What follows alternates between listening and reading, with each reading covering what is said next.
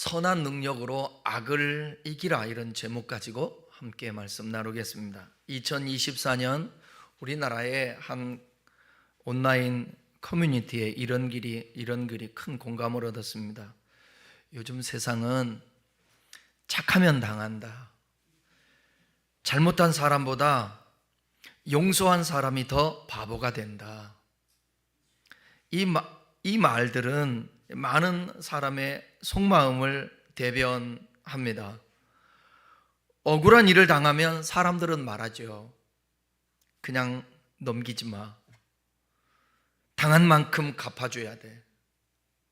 가만히 있으면 더 당해. 어때요? 살아보니까 이 말 틀리는 것 같아요? 맞는 것 같아요? 이 세상에서 살아보면 이거 맞는 말이잖아요. 늘 착하게 살면 당하고, 손해보면 당연한 줄 알고, 봐주면 당연한 줄 알고. 한국형사정책연구원에 따르면 지난 3년 사이에 보복 범죄율이 46% 증가했답니다. 특히 SNS에서 내가 어떻게 갚아줬는지 알려줄게라는 그런 제목의 영상과 글들은 조회수가 수십만 회를 기록하며 일종의 복수 콘텐츠가 많이 올라왔습니다. 복수가 정의가 되고 분노가 공감이 되는 세상이 되었습니다. 정말 그것이 답일까요? 2023년 가을, 충청도에서 교통사고로 아들을 잃은 한 아버지의 이야기가 감동을 주었습니다. 가해자는 음주 운전자였습니다. 사고 당시 또 이 운전자는 운전자 바꿔치기까지 시도를 했습니다. 재판이 시작되자 대부분은 사람들이 끝까지 싸워서 그 가해자에게 큰 벌을 줘야 한다고 했는데, 그 피해자의 아버지는 판사 앞에서 뜻밖의 말을 꺼냅니다. 제 아들은 돌아오지 않습니다. 이 젊은이도 누군가의 아들입니다. 저는 이 젊은이가 다시는 같은 죄를 짓지 않도록 기도하겠습니다. 저는 그를 용서합니다. 법정 안에는 훌쩍이는 사람들이 많이 있었습니다. 그 아버지는 나와서 기자와 인터뷰에서 이렇게 말을 합니다. 분노는 내 인생을 2번 망칠 것 같았습니다. 한 번은 아들이 죽었을 때, 또 한 번은 내가 분노를 붙들었을 때. 어쩌면 이 이야기는 오늘 함께 읽은 본문의 한 문장을 깊이 떠오르게 합니다. 바로 21절의 말씀입니다. 다시 읽어보겠습니다. 21절 말씀, 악에게 지지 말고 선으로 악을 이기라. 선으로 악을 이기라. 사도 바울은 로마서를 통해서 복음의 핵심 교리를 가장 논리적으로 치밀하게 설명을 했습니다.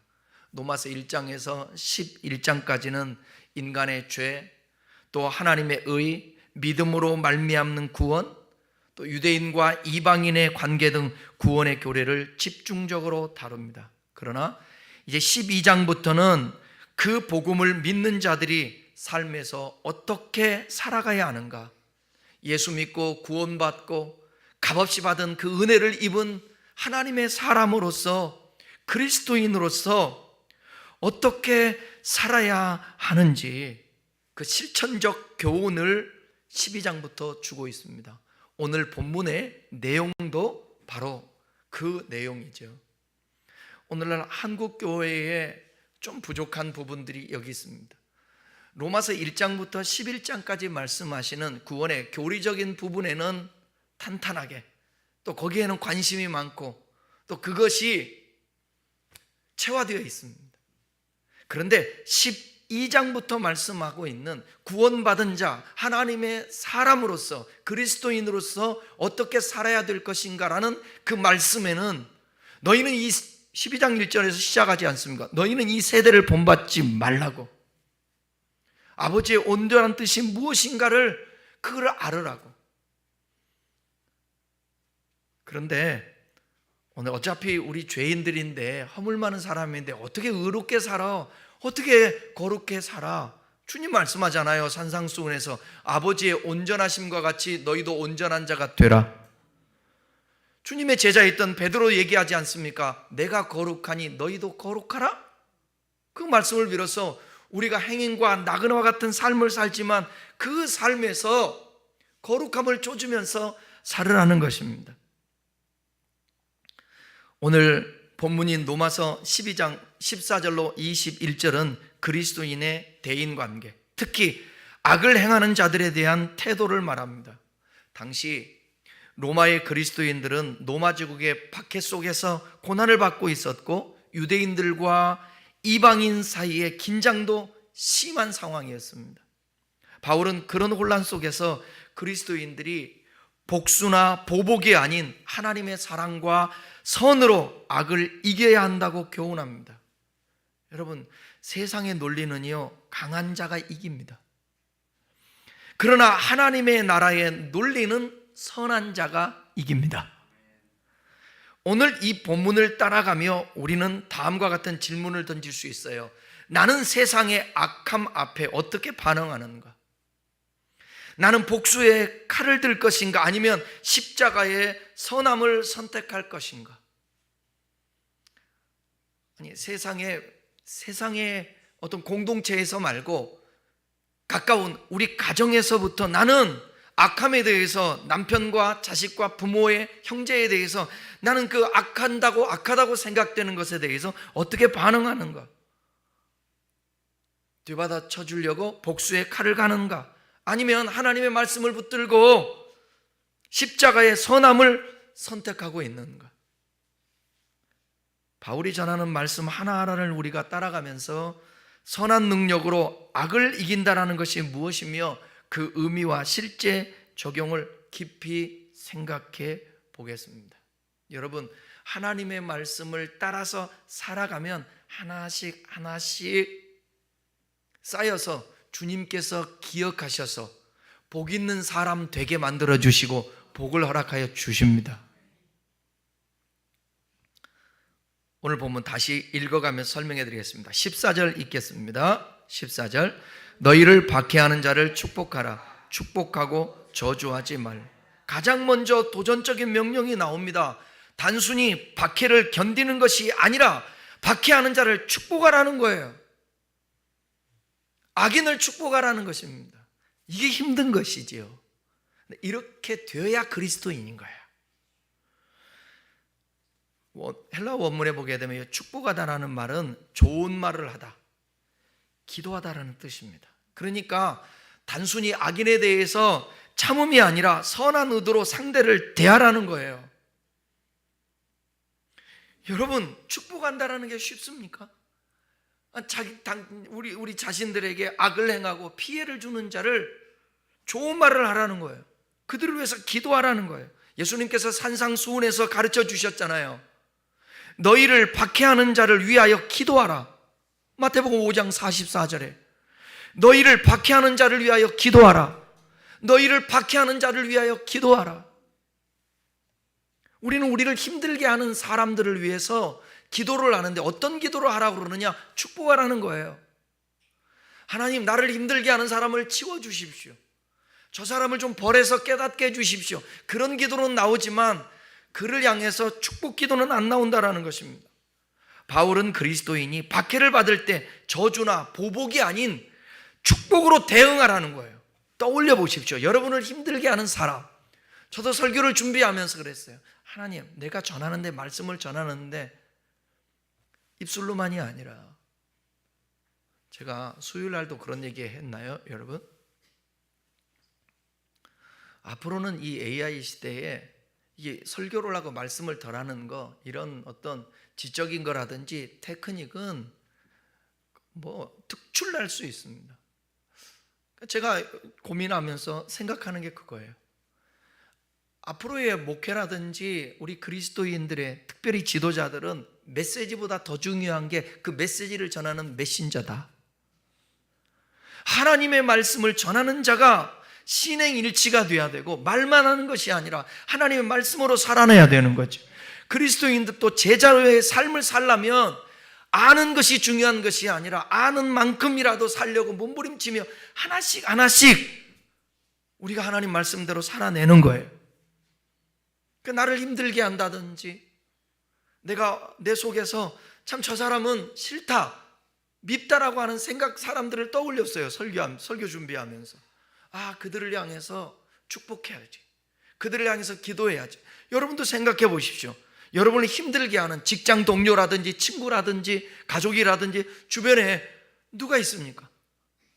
그 사람을 오늘 주님께서 저주하거나 보복하지 말고 축복하라는 거예요. 초대교회 순교자 스테반 여러분 아시죠? 돌에 맞으면서도 이 죄를 저들에게 돌리지 마십시오. 사도행전 7장 보면 나오잖아요. 기도했습니다. 이것이야말로 축복의 삶인 것입니다. 그런 저와 여러분 되기를 바랍니다. 이 시대가 그게 필요한 거예요. 15절 읽겠습니다. 15절, 즐거워하는 자들과 함께 즐거워하고 우는 자들과 함께 울라. 여기에는 공감이라는 능력이 담겨 있습니다. 기쁨과 슬픔을 함께 나누는 공동체, 그것이 진정한 하나님 나라가 임하는 행복한 공동체. 교회는 특별히 더 그래야 되겠죠.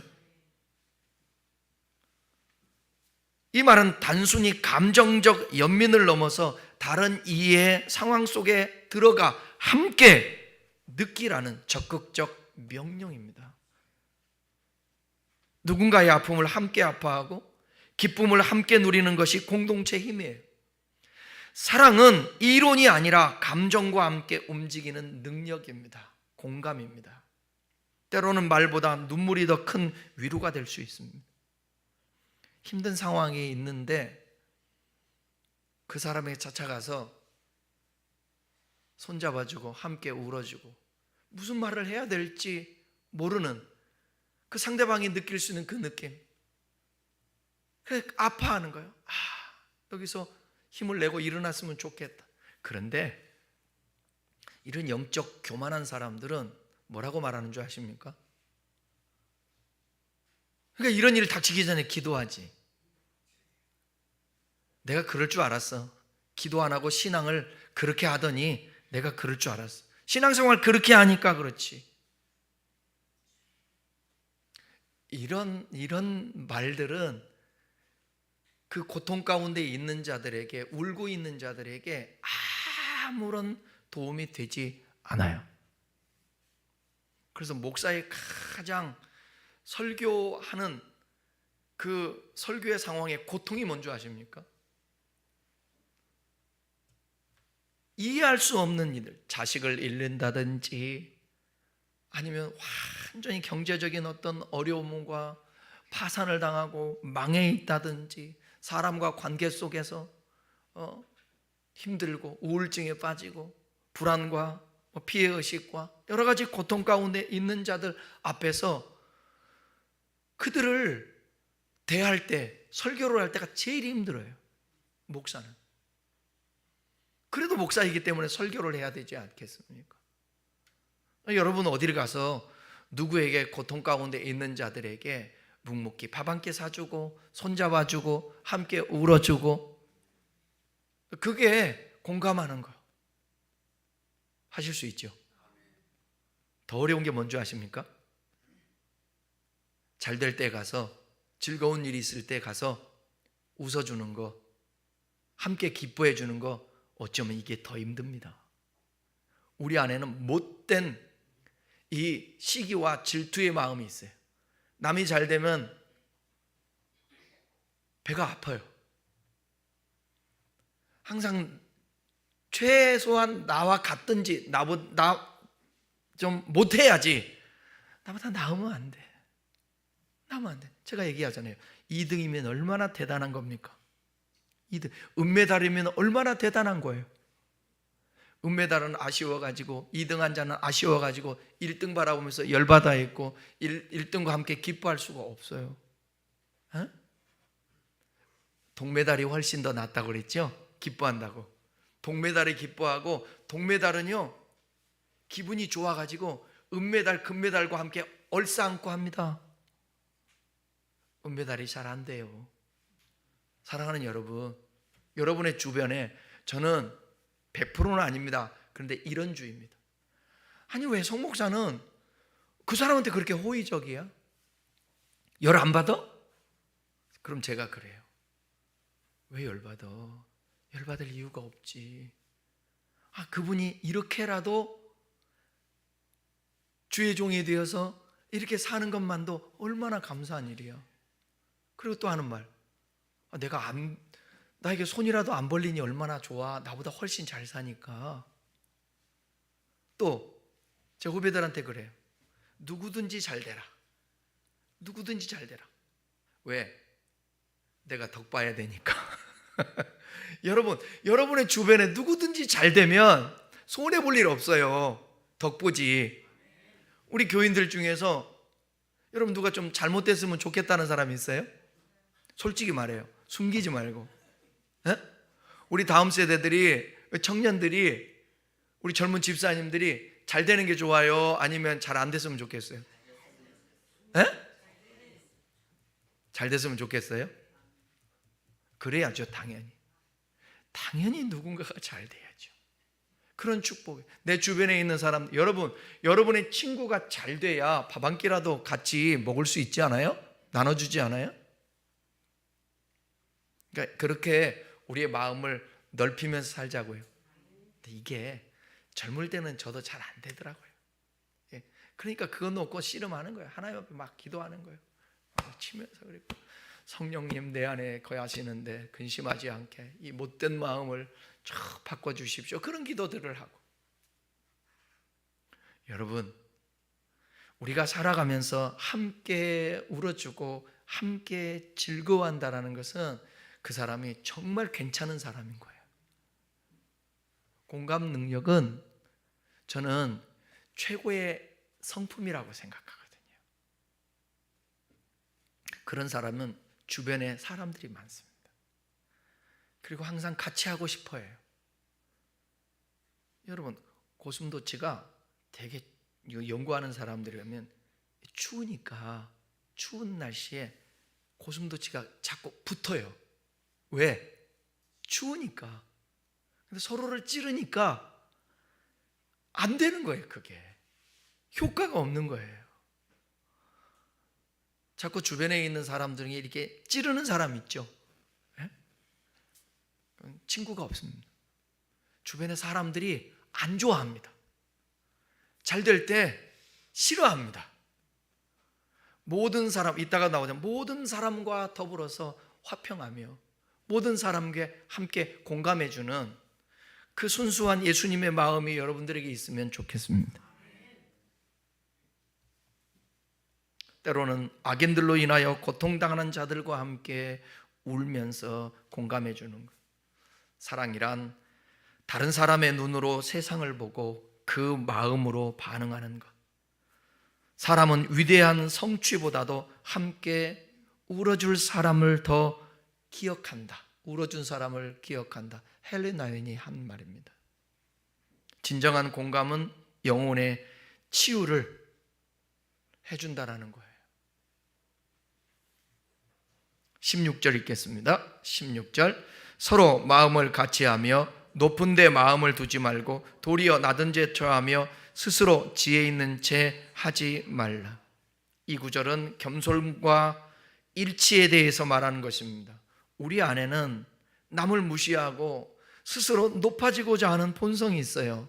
그러나 그리스도인은 서로를 하나된 마음으로 대하며 오히려 낮은 자리에 임하려는 겸손함을 가져야 한다는 것입니다. 겉으로 겸손한 척하면서 마음은 교만한 경우가 많죠. 하지만 진정한 겸손은 자신의 지혜와 자격을 내려놓고 다른 사람을 귀하게 여기는 태도예요. 몰라도 좀 낮은 자리에 있어도 귀하게 여기는 거죠. 귀하게. 공동체 생활에서 직장도 마찬가지요. 사회에서 어디든지 여러분보다 못한 사람을 더 존중해주고 더 인격적으로 대해야 합니다. 예수님은 이 땅에 오셔서 하나님의 아들이셨지만 무릎을 꿇고 제자들의 발을 씻기셨습니다. 그러면서 하시는 말씀 뭐라고 그러셨죠?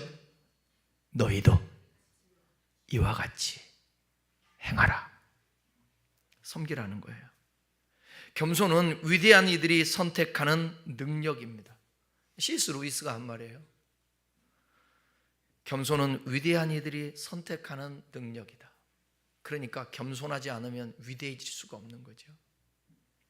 17절 읽겠습니다. 17절 아무에게도 악을 악으로 갚지 말고 모든 사람 앞에서 선을 도모하라. 세상은요, 눈에는 눈, 이에는 이라고 보복의 논리를 말을 합니다. 그러나 복음은 이 보복의 고리를 끊으라고 말해요. 악을 악으로 갚는 것은 결국 또 다른 악을 낳습니다. 그러니까 정치하는 사람들이, 이번에 대통령이 되는 사람들도 절대로 정치 보복을 하려고 하면 안 돼요. 끊어야 돼요. 우리가 그를 위해서 기도해야 돼요. 오직 선만이 악을 멈추게 합니다. 선한 일을 도모한다는 것은 단지 착하게 산다라는 뜻이 아니라 적극적으로 선을 계획하고 실천하라는 거예요. 악을 갚는 일은 세상의 방식입니다. 특히 모든 사람 앞에서라는 말은 선한 영향력을 끼치라는 거예요.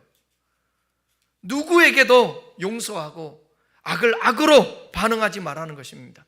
선한 일은 우연이 아니라 반복된 훈련의 결단의 열매예요.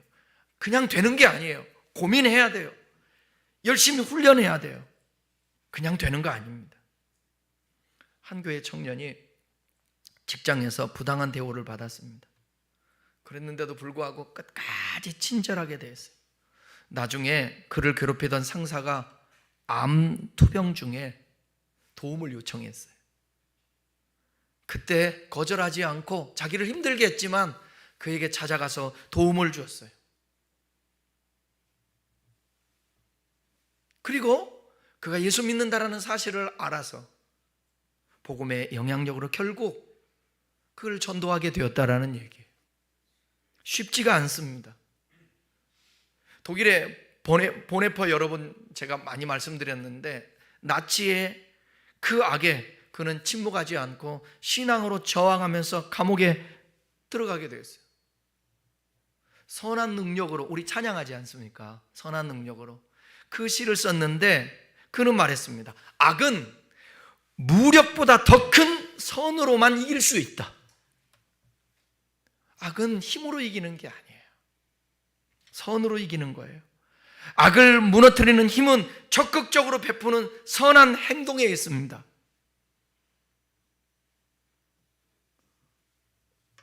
어제 우리 집사님들과 식사할 일이 있었는데 식사하면서 대화하는데 그런 어쩌면 식구들이, 가족들이 말도 예쁘게 안 하고 힘들게 하고 그래도 다 들어보니까 그 악함을 악으로 대적하지 아니하고 선으로 대적하는 거예요. 대적이 아니지, 선으로 반응하는 거예요. 그게 그리스도인입니다. 그렇게 세월이 가잖아요. 표현을 못해서 그렇지 다 알아요. 다 알아. 우리 집사람이 우리 집안에서 이쁨을 못 받았습니다. 왜 이쁨을 못 받냐면 목사 사모라고 행사 때마다 참석을 잘 못해요. 추석이나 설 같은 명절 때도 주일이 끼면 못 가요. 그러니까 그렇게 이쁨을 받지 못해. 근데 어머니 모시니까요 달라지더라고. 그런데 어머니를 모시고 어머니가 함께 사는데도 우리 어머니가 아니 며느리 집에 자식과 며느리 집에 왔으면 눈치라도 봐야 되잖아요. 눈치라도 안 봐. 며느리한테 큰 소리 있죠. 그래서 내가 어느 날은 내가 그 얘기를 했어요. 어머니 생각을 해보세요. 밥 누가 차려줘? 수정이가 차려주지. 이름이 수정이래. 수정이가 차려주지. 그죠? 기저귀 누가 갈아줘? 수정이가 가르쳐줬지. 그러면 감사해야 돼? 안 감사해야 돼? 감사해야지. 왜 그런데 택택거려요? 아니요, 마음은 그렇지 않아. 마음은 그렇지 않다라는 거예요. 여러분, 선을 행하고 사랑을 하고 계속해서 우리가 선대를 하게 되면 그 사람의 마음이 바뀌게 돼 있어요. 악을 무너뜨리는 힘은 선이에요. 선. 18절 읽겠습니다. 18절. 할 수 있거든 너희로서는 모든 사람과 더불어 화목하라. 화목은 그리스도인의 목표입니다. 기독교의 이 화평이라는 단어가 예수님이 하나님과 우리 사이의 화평을 위해서 이 땅에 오셨어요. 너희는 그리스도 안에서 화평하라. 성령의 열매도 화평이 있지 않습니까? 상대가 거절하거나 상황이 불가능할 수도 있기 때문입니다. 그래서 할 수 있거든 이라는 표현을 쓴 거예요. 그럼에도 불구하고 하라는 거예요. 우리 쪽에서 먼저 화해의 손을 내밀어야 한다는 거예요. 내가 손해를 보더라도 먼저 용서하고 화해하려는 태도가 하나님이 원하는 거죠. 화해는 세상에 없는 선한 능력입니다. 하나님 나라의 성품입니다. 평화는 무조건적인 항복이 아니라 하나님 성품에 대한 순종입니다. 이것도 보네퍼가 얘기했습니다. 한 성도가 가족 내 상처로 수십 년 동안 연락을 끊고 지냈어요. 요즘 그런 사람들 많잖아요. 연예인들도 마찬가지고 의절을 하잖아요. 그런데 어머니가 위독하다라는 그 소식에 찾아가서 손을 잡고 용서를 구했습니다. 그 눈물의 화해는 가족 전체의 회복으로 이어지게 됐습니다.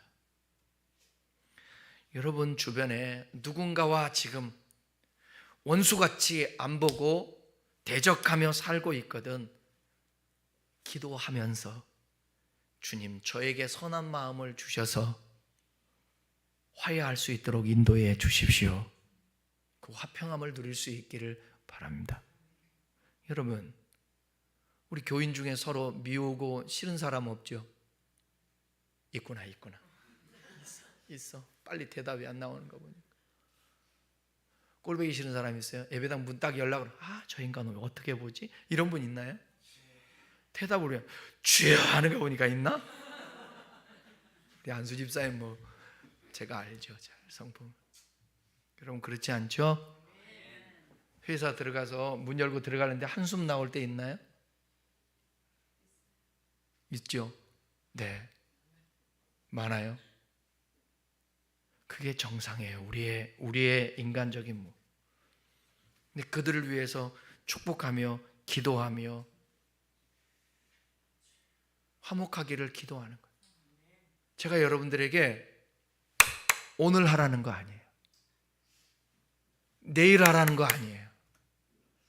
기도하면서 하나님 저에게 그 마음을 주세요.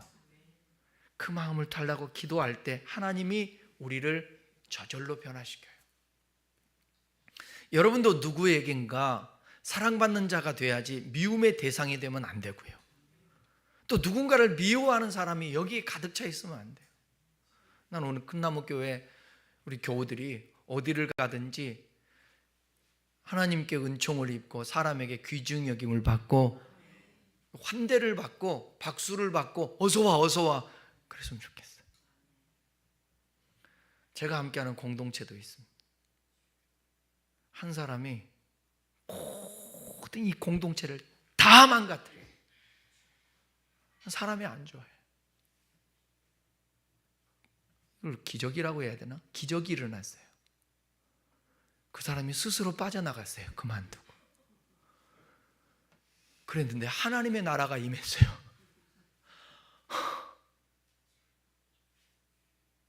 여러분 성목사가 어디를 갔는데 환대를 받았으면 좋겠어요? 아니면 다 인상 쓰고 이랬으면 좋겠습니까? 여러분은요? 그러려면 예쁜 말을 하세요. 예쁜 말을 하세요. 지적질하지 말고 이해하고 그럴 수도 있지. 쉽지 않읍디다. 목사도 쉽지 않읍디다. 한번 따라해 볼까요? 그럴 수도 있지. 괜찮아. 기다려 줄게. 그래야지 어떻게. 대부분 보게 되면 하나님의 말씀이 진짜 진리인 것 같아요. 자기 눈에 있는 뭘 못 봐요? 들보는 못 봐요. 그리고 남의 눈에 있는 티는 봐요. 이게 우리 모든 인간의 모습입니다. 자기 먼저 바라보기보다 상대방을. 그래서 상대방은 나의 거울이 돼야 되지 않겠습니까? 19절 읽겠습니다. 19절 시작. 내 사랑하는 자들아, 너희가 친히 원수를 갚지 말고 하나님의 진노하심에 맡기라. 기록되었을 때 원수 갚는 것이 내게 있으니 내가 갚으리라고 주께서 말씀하시리니. 이 구절은 인간의 본능과 정면으로 부딪히는 거 아니겠습니까? 우리나라 사람들은 특별히 그래요. 원수를 사랑한다라는 거는 되게 우리나라 문화에서 어려워요. 여러분 옛날에 전설의 고향 봤죠? 젊은 사람들은 없어. 전설의 고향 모를 거야. 그런데 여기 나이 드신 분들은 전설의 고향 아시는 분 손 들어봐요. 아유 세대들. 우리 30대 장집사도 전설의 고향 하네. 전설의 고향 보면 늘 언제나 머리를 싸매고 있잖아요. 먼저 싸움부터 나와. 딱 해갖고 부모가 죽어. 그러면 아들이 칼 가는 게 나와. 이게 항상 레파토리야. 칼을 갈아. 그리고 칼을 들고 가서 짜잔 이게 나타나는 거예요. 그러니까 그런 거를 보고 자랐기 때문에. 그리고 또 뭐예요? 우리가 그게 사실인지 아닌지 뭐 모르지만 공산당은 싫어요. 이승복 그 나오잖아요. 그죠? 나는 진짜로 어렸을 때 초등학교 때 김일성이 나는 돼지같이 생긴 줄 알았어. 혹도 막 이렇게 나고. 늘 우리 주변에 첫째 원수 어디? 지리적으로 하면 역사적으로 뭐 일본이야. 중국이지. 중국 먼저. 그 다음에 일본. 그 다음에는 저 북한. 항상 원수 대적. 그러니까 저는 여러분 이번에 정말 간절히 바라는 게 뭐냐면 제발 정치적으로라든지 이게 진영 논리가 좀 깨졌으면 좋겠고 동과 서가 좀 깨졌으면 좋겠고 우리 그리스도인부터 먼저 그러자고요. 아멘. 제발 부탁이니까 충청도, 강원도, 전라도, 경상도 이거 따지지 말고. 예수님은 하시는 말씀이 바울을 통해서 헬라인이나 유대인이나 이방인이나 인간 자체가 못됐어요. 그러니까 하나님 내가 왜 하나님의 종이에요? 내가 왜 아수르에 가야 됩니까? 니네 안 가요? 안 가. 누구? 요나 안 가겠다라는 거예요. 당시에 니느웨 사람들은 원수였거든요. 이스라엘을 괴롭혔어요. 그 이방인 자체를 유대인들 자기들 외에는 아주 지옥될 감으로 여겼었다고요. 생각 자체가.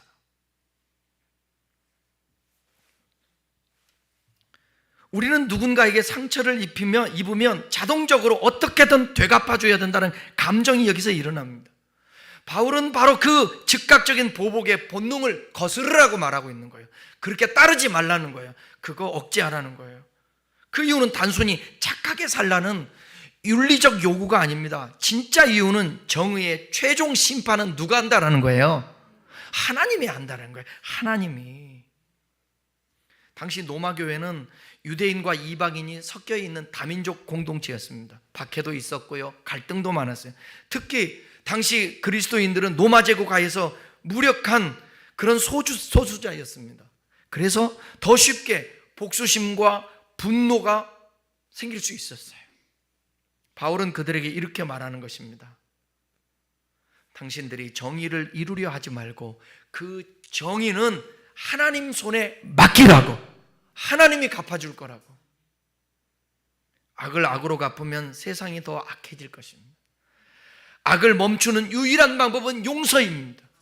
새로운 정부가 들었으면 바로 악을 악으로 갚으면 안 돼요. 이 세상은 더 악해질 뿐이에요. 그 악을 멈춰야 됩니다.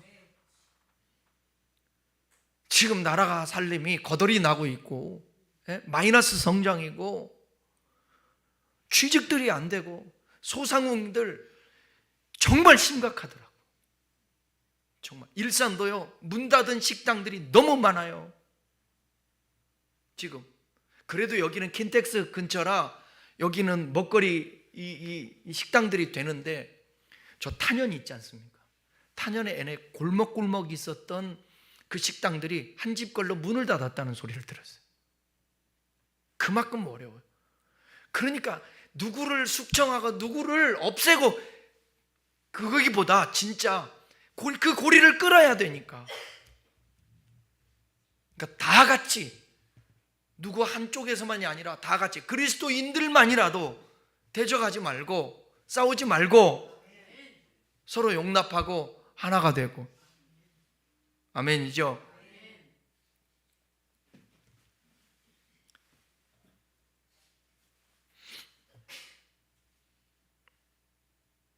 20절 읽겠습니다. 20절. 내 원수가 줄이거든 먹이고 목마르거든 마시게 하라. 그리함으로 내가 숯불을 그 머리에 쌓아 놓으리라. 이 구절은 잠언서 25장 21절 22절을 인용한 거거든요. 유대인들이 잘 아는 지혜문학인 잠언의 한 구절을 인용했는데, 바울은 단순히 신약적인 용서 덕목이 아닌 하나님 나라 윤리의 뿌리가 구약에서부터 일관되었다라는 거예요. 여러분, 하나님의 성품은 바뀌지 않아요. 똑같이 원하는 거예요. 당시 로마 사회는 명예와 복수의 문화였습니다. 그 문화 자체가 로마요. 모욕은 반드시 갚아줘야 했고 주는 만큼 되갚아주는 것, 이것이 정의였습니다. 당시 그때 바울은 이 말씀을 통해서 예수님 안에서 완전히 새로운 가치관을 제시를 하는데, 네가 숯불을 그 머리에 쌓아놓으라. 여기에는 상징적인 표현인데 두 가지 의미로 해석할 수 있습니다. 첫 번째는 부끄러움의 심판적 상징인데, 원수에게 선을 베풀면 그 사람은 양심의 가책을 받아서 스스로 부끄러움을 느끼고 회개할 수 있다는 의미예요. 그러니까 선한 행동이 상대방의 악을 부끄럽게 만든다는 것입니다. 두 번째는 정화의 상징인데, 숯불은 구약에서 정결과 정화의 도구입니다. 여러분이 그 성경 읽다 보게 되면 이사야서 6장에 보게 되면 천사가 숯불로 이사야의 입술을 정결케 하지 않습니까? 선으로 악을 대하면 그것이 상대의 마음을 정화하고 회개로 인도하는 영적 정화에 풀이 될 수 있다는 것입니다. 그러니까 이 구절은 착하게 살아라는 도덕적인 것이 아니라 악한 자도 선으로 변화시킬 수 있는 그 능력이 누구에게 있다라는 거예요? 하나님께 있다라는 것입니다. 그러니까 하나님께 맡기라는 거예요. 이게 복음의 능력이거든요. 원수에게 친절을 베푸는 것은 그 마음의 무장을 해제시키는 가장 강력한 무기다. 마틴 루터킹 목사님이 한 얘기예요. 그 핍박과 고통을 당했던 사람이. 21절 읽겠습니다. 21절. 악에게 지지 말고 선으로 악을 이기라. 이 구절은 본문의 결론이자 선언인데, 여기 지지 말고 할 때 여기 지다라는 단어는 전쟁에서 패배하는 것을 의미하는 거예요. 전쟁에 패배하게 되면 어떻게 됩니까? 그러니까 우리가 악에게 지면 전쟁에서 패하는 것 같다라는 거예요. 바울은 말합니다. 악과 싸우되 너희의 무기는 뭐라고요? 선함이라는 거예요. 선함이라는 것이에요. 이 선한 능력으로 악을 이기라는 것입니다. 악은 강해 보이지만 진정한 승리는 선입니다. 그 역사가 증명하고 있지 않습니까? 역사가. 오늘이 5.18이잖아요. 5.18. 5.18 맞죠, 오늘? 그때 독재하는 사람들이, 민주화를 외치는 사람들을 그렇게 짓밟고 죽이고 총을 쏘고, 그 총을 맞은 자들이 애들도 있고요, 임신자도 있고요. 세월이 지나고 보게 되면 진정한 승리는 악이 이기는 것이 아니라 선이 이긴다라는 것입니다. 예수님의 십자가 그 증거입니다. 십자가가. 세상은 십자가를 패배로 여겼지만 그 십자가야말로 악을 이긴 선의 승리였습니다. 예수님은 칼이 아닌 사랑으로 악을 이기셨고, 그렇기 때문에 우리는 예수님처럼 제자의 삶을 살아야 되니까 그 길을 따라가는 것입니다. 우리 함께 청년들이랑 수련회 갔을 때 여수에 갔잖아요. 여수의 예양원 손양원 목사님. 손양원 목사님은 자기 아들을 죽인 그 아들의 친구를 아들 삼았어요. 아들 삼았다고. 그래서 목사로 만들었어요. 이게 쉬운 일이 아닙니다만 예수님을 따르는 우리들은 거기까지는 미치지 못한다 할지라도 우리의 주어진 범사의 가정과 우리의 생활의 반경 속에서 만나는 모든 사람들을 향해서, 여러분, 악을 악으로 갚지 말고 선한 능력으로 악을 이길 수 있는 저와 여러분 되었으면 좋겠습니다. 말씀을 마치겠습니다. 우리는 이 세상 속에서 매일 악과 마주합니다. 모욕을 당하고 오해를 당하고 배신을 당하고 부당한 일을 당합니다. 하지만 오늘 말씀은 분명히 말합니다. 그럼에도 불구하고 그 속에서 선으로 악을 이기라. 그것이 그리스도인다운 구원받은 하나님의 사람들이다. 그래야 악의 고리를 끊는 거예요. 악을 악으로 계속해서 이를 이로 갚게 되게 되면 이 악은 반복되는 것입니다. 계속. 이거를 누군가가 끊어줘야 되는데, 여러분의 공동체 안에서 우리 스스로가 하나씩 끌어나갈 때에 이 세상에 악이 줄어들고 하나님 나라가 임할 수 있게 되는 것입니다. 예수님은 십자가 위에서 자신의 조롱하고 찌르는 자들을 위해서 기도를 했습니다. 이것이 사랑인 것입니다. 여러분에게 누가 악을 행하고 있습니까? 복수 대신 축복하십시오. 화해하기 어려운 관계가 있습니까? 당신이 먼저 손을 내미십시오. 억울한 상황이 있습니까? 하나님의 공의를 믿고 맡기십시오.